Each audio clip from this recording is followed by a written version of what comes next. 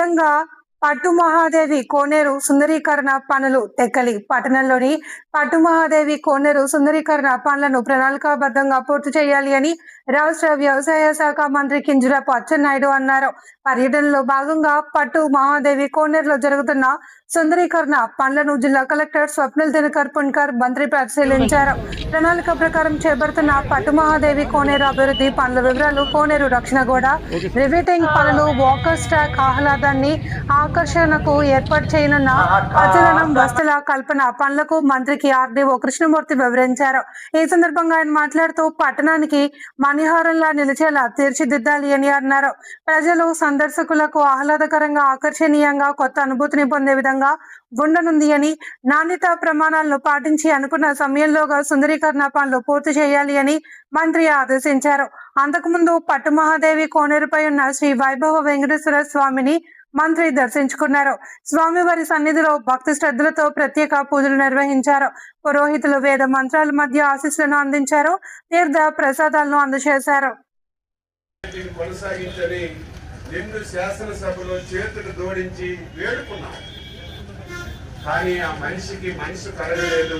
పేదవాడు 3 పూటలు అన్నం తినడం ఇష్టం లేక ఈ కార్యక్రమాన్ని రద్దు చేసిన విషయాన్ని ప్రజలందరూ గుర్తుపెట్టుకోవాలి. ఆ రోజు మనం అపోజిషన్ లో ఉన్నాం. పాలకొల్లులో మా మిత్రుడు రామానాయుడు గారు జగన్మోహన్ రెడ్డి అన్నా క్యాంటీన్ క్లోజ్ చేసిన చాలా మంది దాతల్ని పిలిచి చాలా మంది సహాయం తీసుకొని పాలకొల్లులో అన్నా క్యాంటీన్ మూతపడకుండా కంటిన్యూగా భోజనాలు పెట్టించాడు. అది చూసిన తర్వాత చంద్రబాబు నాయుడు గారు పిలిపించి ఈ దుర్మార్గుడు ఇటువంటి మంచి కార్యక్రమాన్ని రద్దు చేశాడు. చాలా మందికి భోజనాలు దొరక చాలా అవసరం పడుతున్నారు. మన పార్టీ నుంచి మీరు ఎక్కడికక్కడ అన్నా క్యాంటీన్లు పెట్టి మీరు నడిపించండి అని చెప్తే చాలా నియోజకవర్గాల్లో ఆ నియోజకవర్గాల్లో ఉన్నటువంటి మాజీ శాసనసభ్యులు ప్రజల సహకారం తీసుకొని, దాతల సహకారం తీసుకొని, మనకు అధికారం లేకపోయినా మనం అపోజిషన్ లో కూడా పేదవాడికి అన్నం పెట్టి పేదవాడిని ప్రారంభిస్తున్నారు. కాబట్టి అన్ని ఒకేసారి ప్రారంభించాలనే ఉద్దేశంతో ఈ రోజు మనం ఈ కార్యక్రమానికి శ్రీకారం చుట్టాం. ఈ రోజు నుంచి 500 మంది నేను సొంతంగా భోజనాలు పంపించాను. కానీ ఒక వారం రోజుల నుంచి భోజనాలు మిగిలిపోతున్నాయి. మా వాళ్ళకి అడుగుతాను, రోజు నెట్ లో పెడతారు. 100 మందికో 150 మందికి రోజు మిగిలిపోతున్నాయి వారం రోజుల నుంచి. ఏమనంటే ఇక్కడ నీడ లేదండి, ఎండలో ఎవరు తినడానికి చాలా ఇబ్బంది పడిపోతున్నారని చెప్పి ఇక్కడ మనకి వారం రోజుల నుంచి సమస్య వచ్చింది. ఈ రోజు ఆ సమస్య మనకు పరిష్కారం అవుతుంది. ఒక 15 రోజులు మధ్యాహ్నం భోజనం స్టార్ట్ చేస్తాం. 15 రోజుల తర్వాత ఉదయం టిఫిన్ కూడా బ్రహ్మాండమైనటువంటి టిఫిన్. ఒకసారి అలవాటు పడేవారు అందరూ ఇక్కడికే వస్తారు. 15 రోజుల తర్వాత టిఫిన్ కూడా ఇక్కడ ప్రారంభిస్తాం. ఇంకా కొద్ది రోజులు అయితే రాత్రి కూడా ఎవరైనా భోజనం చేయడానికి ఎవరైనా వస్తారని అవకాశం ఉంటే రాత్రి కూడా పెట్టి ప్రతి పేదవాడికి, ప్రతి కార్మికుడికి, ప్రతి ఒక్కరికి ఇక్కడ 5 రూపాయలకే అన్నం పెట్టే కార్యక్రమానికి శ్రీకారం చుడుతున్నాం. చాలా ఆనందంగా ఉంది. చంద్రబాబు నాయుడు గారికి మనందరి తరపున, ముఖ్యంగా ఆంధ్రప్రదేశ్ ప్రజల తరపున ఎంత మహత్తరమైనటువంటి కార్యక్రమం పెట్టినటువంటి చంద్రబాబు నాయుడు గారికి, deputy chief minister Shri Pawan Kalyan గారికి, బీజేపీ మోడీ గారికి హృదయపూర్వకంగా నేను అభినందనలు తెలియజేస్తున్నాను. టెక్కలి ప్రతిరోజు మనం మాట్లాడుతున్నాం. ఈరోజు కోనేరు ఒక మణిహారం. కలెక్టర్ గారు మేము ఒక ప్లాన్ చేశాం. డబ్బు చాలా అవసరం, డబ్బులు లేవు, అయితే మనసు ఉంది చేయడానికి.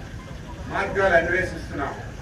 టెక్కలికి మనకి కోనేరు ఒక మాన్యుమెంట్ గా తయారు చేయాలంటే చేస్తే మనందరి తరఫున పోర్టు చైర్మన్ శశి గారికి, పోర్టు సిబ్బందికి కూడా నేను అభినందనలు తెలియజేస్తున్నాను. ఈరోజు టెక్కలి అన్ని విధాల అభివృద్ధి జరుగుతుంది. ఈ రోజే డెసిషన్ తీసుకున్నాను. చాలా మంది దీని మీద ఆలోచన చేయాలి. ఒకటి, ఇందిరాగాంధీ జంక్షన్ బాగా డెవలప్ చేయాలి. ఇప్పుడే నేను చెప్పాను, ఇందిరాగాంధీ బొమ్మ చుట్టూ మంచి పార్కులాగా తయారు చేసి ఈ జంక్షన్ ఒకటి తయారు చేయాలి. సాయంత్రం అయ్యేసరికి రైల్వే గేట్ పడుతుంది, విపరీతం ట్రాఫిక్ అయిపోతుంది. ఇక్కడ ఫ్లైఓవర్ కడితే మొత్తం వ్యాపారాలన్నీ పోతాయి. అందుకే మొన్నే రామ్మోహన్ నాయుడికి హరిశ్చంద్రపురం రైల్వే స్టేషన్కి వస్తే డిఆర్ఎం గారికి నేను స్పష్టంగా చెప్పాను, మా టెక్కల్లో సింగిల్ గేట్ అయిపోయింది, చాలా ట్రాఫిక్ వస్తుంది, డబుల్ గేట్ చేయమంటే టెక్కలకి డబుల్ గేట్ కూడా మంజూరు చేశారు. రేపు భవిష్యత్తులో ఏదైతే మన రైల్వే గేట్ ఉందో అది డబుల్ గేట్ అయితే రేపు మనకి ట్రాఫిక్ కూడా ఇబ్బంది లేకుండా ఉంటుంది. ఈ జంక్షన్ ఒకటి బాగు చేయడం. రెండవది అంబేద్కర్ జంక్షన్. నిన్నే మనం అంబేద్కర్ జయంతి జరుపుకున్నాం. టెక్కల్లో అంబేద్కర్ బొమ్మ ఉండేది. ఏ విధంగా ఉండేదో నేను చెప్పవలసిన అవసరం లేదు. 2019లో నేను మంత్రి అయిన తర్వాత ఎప్పుడు చూసినా అంబేద్కర్ గారు మనందరికీ దేవుడు లాంటి వాడు, రాజ్యాంగ నిర్మాత, ఈ బొమ్మ ఏంటి ఉందని చెప్పి మంత్రిగా నేను బాధ్యత తీసుకొని లోకల్లో చాలా మంది సహాయం తీసుకొని బ్రహ్మాండమైనటువంటి కాంస్య విగ్రహాన్ని ఆ రోజు మనమే టెక్కల్లో ఏర్పాటు చేశాం. ఒక పార్కులా తయారు చేశాం. అయితే టెక్కల్ రోజు రోజుకి పెరుగుతుంది. ఇక్కడ దళిత పెద్దలందరూ ఉన్నారు, ఉద్యోగస్తులందరూ ఉన్నారు. మీరు సాయంత్రం రేపు ఒక మీటింగ్ పెట్టుకొని మీరు డిసైడ్ చేస్తే నేను వెంటనే ఆ పనులు ప్రారంభించి విగ్రహాన్ని సెంటర్కి పెట్టి ఆ సెంటర్ని డెవలప్ చేయాలని ఒక ఆలోచన చేస్తున్నాం. దాని మీద కూడా మీరు ఆలోచన చేయాలని ఇక్కడ మనకి అన్నా క్యాంటీన్ వచ్చింది. ఎప్పుడు నేను టెక్కలు వచ్చినా సార్ చాలా మంది వస్తున్నారు, ఇక్కడ సులభ కాంప్లెక్స్ లేదు, ఎవరైనా సరే టాయిలెట్కి వెళ్ళాలన్నా చిన్నపిల్లలతో వచ్చినా చాలా అవసరం పడుతున్నారంటే దీనికి నీట్గా ఈ వైపు ఎంత అందంగా వచ్చిందో దీనికి ఎదురుగా అంతే అందంతో సులభ కాంప్లెక్స్ కూడా పెడుతున్నాం. బ్రహ్మాండమైనటువంటి కాంప్లెక్స్. చిన్నపిల్లలతో వస్తే పాలు పెట్టుకోవడానికి కూడా ఒక రూమ్ పెడుతున్నాం. ఆడవాళ్ళు మగవాళ్ళు టాయిలెట్స్కి వెళ్ళడానికి పెడుతున్నాం. అది కూడా చాలా సోఫిస్టికేటెడ్ గా 5 స్టార్ హోటల్లో ఏ విధంగా ఉంటుందో ఆ విధంగా పెడతాం. అవసరం ఉంటే 5 రూపాయలు 10 రూపాయలు కట్టమంటే కడతారు తప్ప ఎక్కడికి వెళ్ళినా సరే టాయిలెట్స్ లేక చాలా అవసరం పడుతున్నారు. ఇది కూడా చేస్తాం. ఇది బాగుంటే మన ఇందిరాగాంధీ సెంటర్లో ఇంకా 2-3 సెంటర్లో పెడితే నెలకు 10 లక్షలు అవుతుంది. మనకు అంత స్తోమత లేదు.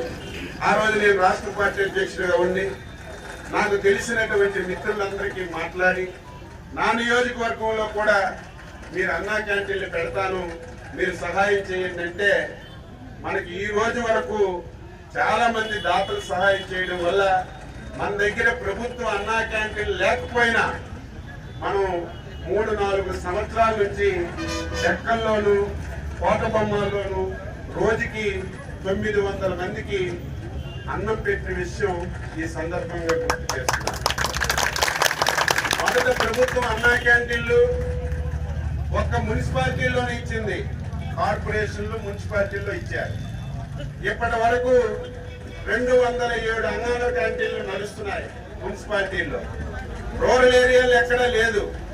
చాలా మంది ఎమ్మెల్యేలు అడిగాం, అర్బన్ ఏరియాలో ఉంది, రూరల్ ఏరియా కూడా మీరు ఇస్తే బాగుండు, మీరు సొంత డబ్బులతో ఖర్చు పెట్టి చేస్తున్నాం, మాకు చాలా ఇబ్బందిగా ఉందంటే ముఖ్యమంత్రి గారు ఒక డెసిషన్ తీసుకొని ఏ నియోజకవర్గంలో